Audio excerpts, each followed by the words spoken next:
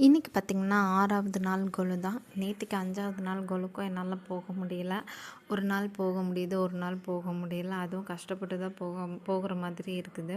So கடை open பண்ணதுனால சுத்தமாக டைமே கிடைக்கல. வீட்டையும் கவனிக்க முடியல.